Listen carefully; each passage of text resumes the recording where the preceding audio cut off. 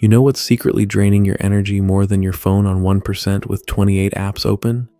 Caring too much about everything, about what she said, about what he didn't say, about what your boss might be thinking, about what your neighbor's cousin's dog might think of your life decisions. We're out here running emotional marathons for races we didn't even sign up for. But here's the wild part. Most of the things you care about, they don't actually care back. That opinion you're overanalyzing, forgotten by lunch. That person you're trying to impress, still struggling to impress themselves. See, caring too much isn't a virtue. It's a form of self-sabotage with glitter on it. Society packages it as being responsible, emotionally intelligent, or a good person. But when you peel that wrapper off, what you're left holding is overthinking, anxiety, and a to-do list of emotional debts you never owed in the first place. Here's where it gets real. The more you chase peace through control, the more chaos you invite. You try to fix how people see you, how they treat you, how the world responds to you, but none of that is actually yours to control. The only dial you've ever had your hand on is your own attention, and you've been pointing it at the wrong frequencies. But when you finally start to pull that energy back in, like reclaiming rent from tenants that haven't paid in years, something magical happens. You laugh easier. You sleep deeper. You stop rehearsing fake arguments in the shower like you're preparing for a courtroom drama. You start to exist instead of constantly performing. And that's where happiness lives. Not in fixing everything, but in caring less about the things that were never meant to weigh you down to begin with. Now hang on. I'm not talking about becoming a careless potato with zero emotion. I'm talking about emotional minimalism. Knowing what's worth your mental space, and more importantly, what absolutely isn't. So here's the weird paradox. The moment you stop chasing happiness, it starts chasing you. Sounds like something out of a fortune cookie, right? But let's break it down like it's real life, because it is. You care so much because you believe caring equals connection, that if you stop worrying, stop fixing, stop pouring yourself into every little detail, the world will fall apart. But in reality, it's you that's falling apart, while the world barely notices. Let's use a relatable example. Ever sent a text and watched the typing bubble like it was a nuclear countdown? You care. You overthink. You reread your message 47 times. Meanwhile, the other person is probably trying to figure out which emoji best says K. That's the imbalance. You're investing. They're browsing. And here's the punchline. We do this in every area of life. You care if your coworker thinks you're lazy, but they're more focused on hiding their own browser tabs. You care if people think you're successful, while they're watching motivational videos to feel better about their lack of success. You're in this invisible race with people who aren't even running in the same direction. Caring too much is like handing out VIP passes to your peace, to people who didn't even ask to come in. You open the door, you dim the lights, you set the mood, and they walk in, throw popcorn on the floor, and leave. At some point, you have to learn to guard your inner space like it's sacred, because it is. Now let me get brutally honest with you for a second. People will call you cold the moment you stop caring about the things that used to break you. Let them. That coldness they're talking about, it's boundaries. It's clarity. It's choosing not to let your day get wrecked because someone else woke up in a bad mood and decided to hand it to you like a gift. No thanks. Return to sender. The less you care about pleasing everyone, the more space you have to actually please yourself, and not in the cheesy self-love bubble bath way, but in the real, I'm doing what I need to do to stay sane kind of way. And in that space, you're not emotionless, you're selective. You're not distant. You're just done hosting people in your head who don't even know how to knock. So here's the thing nobody tells you. Emotional peace isn't loud. It doesn't show up like a drum roll. It's more like a quiet huh in your mind when something that used to trigger you just doesn't anymore. Someone talks behind your back, You hear about it and go, all right, that's it. No 4-hour mental debate, no imaginary arguments in the shower. Just, all right. Because guess what? Not every insult deserves an audience. Not every fire needs you to show up with a bucket. You start to realize most people are projecting their own noise, hoping someone else will carry it for them. But you're not a moving truck for their trauma. You've got your own luggage to unpack. And honestly, it's already overweight. And here's the beautiful shift. The less you react, the more you start observing. You start noticing how fast people expose themselves when you stop playing their emotional ping pong match. They swing, you don't hit back, and suddenly, you're the villain. It's always interesting how calm looks like arrogance to people who rely on chaos to feel heard. You ever walk away from a conversation and realize 80% of it was just you nodding, while the other person unloaded their internal monologue like a therapy session they didn't pay for? Kind of thing, you know.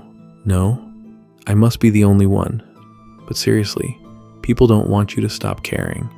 They want you to keep caring enough to be predictable, to be available, to be soft when it's convenient for them. The moment you flip that script, now you're changing, now you're different, as if that's a crime. But here's the truth. Peace makes you unrecognizable. To the old you, to people who fed off the old you, to situations that only worked when you were emotionally available, on demand, like some sort of inner peace Uber. Letting go of being overly reactive doesn't mean you're cold. It means you've stopped giving people the remote to your emotions. You don't mute yourself anymore just to keep the noise outside quieter. You're not heartless. You're just not available for nonsense anymore. The more peace you build within yourself, the more you'll notice how addicted the world is to drama. And I'm not talking about soap operas. I mean real life, everyday theatrics. People creating conflict just to feel something. Picking fights with their own shadows because silence feels unfamiliar. That's when you know you've outgrown the noise. You stop needing to correct everyone's wrong opinion. You no longer waste energy proving to someone that you're not like that. You're not out here collecting misunderstandings like Pokemon cards. Why? Because peace makes you selective with your energy. You finally get that not every conversation is a door. Some are just walls waiting to drain you. Some people talk to be right. Others talk to be heard. And most just talk to hear their own voice echo back at them in a comforting loop of delusion. But here's where the real shift happens. You become less interested in being understood and more interested in understanding yourself. That's when emotional sovereignty takes root. You no longer outsource your self-worth to someone else's reaction. Someone ignoring you doesn't create insecurity. It creates information. You stop interpreting silence as rejection and start reading it as space. Space you can now fill with awareness, clarity, or maybe just a good meal and a long nap. Here's a truth most people avoid. Sometimes your biggest breakthroughs aren't moments of joy. They're quiet releases. You stop texting back. You stop defending yourself. You stop checking who's watching your story. And in that pause, in that silence, there's power. This is the part where people think you've changed. But really, you just stopped bleeding for people who wouldn't even hand you a bandage. You stopped auditioning for roles in someone else's narrative. You exited the stage of performative peace and walked into the solitude of real self-respect. And suddenly, your absence becomes louder than your presence ever was. That's the paradox. When you stop reacting, people feel your power more. When you stop explaining, people start guessing. And when you stop chasing, what's meant for you walks in without the need for an invite. See, power isn't always a loud roar. Sometimes it's a quiet refusal. A refusal to be dragged, baited, provoked, or drained. It's not about becoming indifferent to life. It's about becoming immune to unnecessary emotional taxation. You've paid that bill before, and all you got was burnout. Now you invest your energy where it compounds, in your peace, your growth, your purpose. And that is terrifying to people who are only ever comfortable with you being reactive, soft, or available. Once you stop emotionally flinching at every tiny shift in your environment, you start seeing how much of life was just noise dressed up as urgency. You know what's wild? A lot of people think they're deeply empathetic, when in reality, they've just been trained to overextend themselves. There's a difference between being compassionate and being emotionally hijacked 14 times a day. Not every vibe you pick up needs to be yours to carry. You walk into a room and someone's energy feels heavy. Suddenly you feel heavy. Someone else is irritated. Now you're in a mood. Meanwhile, they've already moved on and are laughing over a sandwich, and you're still spiraling in your own head like, did I say something wrong? You didn't.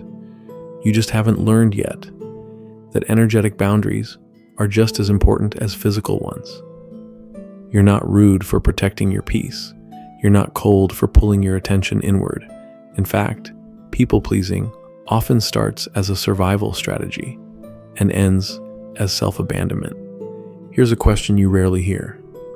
Why do you owe people your reaction? Seriously, why does someone's passive-aggressive tone deserve your emotional bandwidth? Why does a comment on the internet get to live rent-free in your nervous system? It doesn't.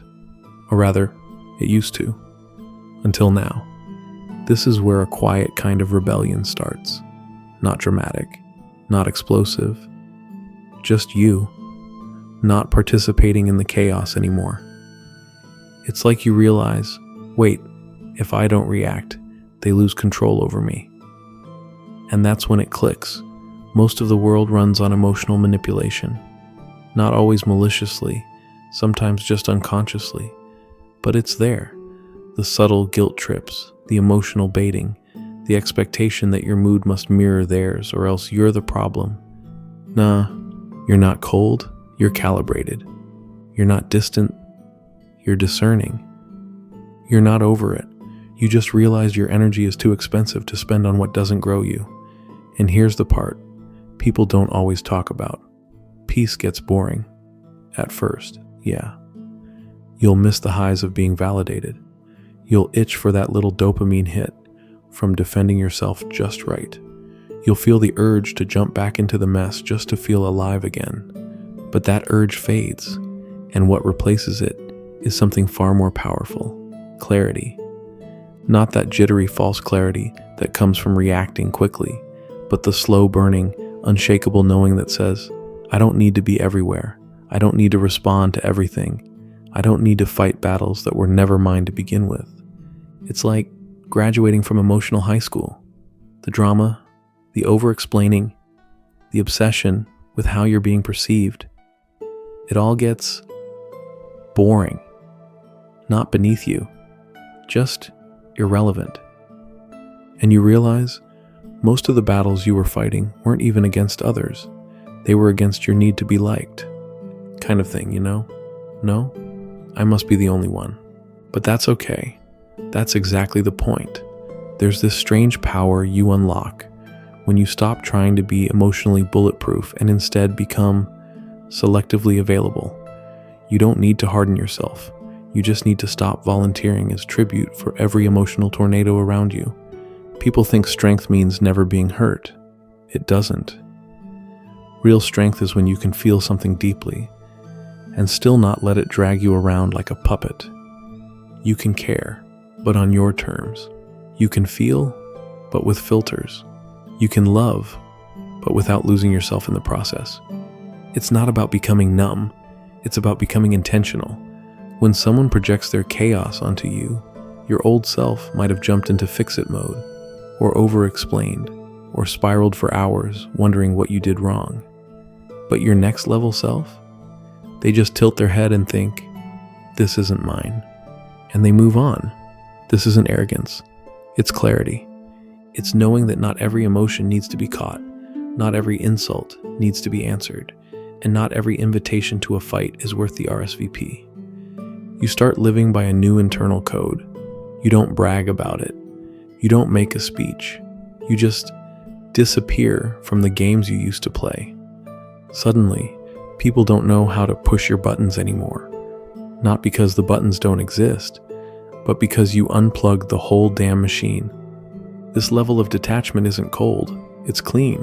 It doesn't mean you don't feel, it means you don't leak. And when you master this, you no longer chase peace. You become it.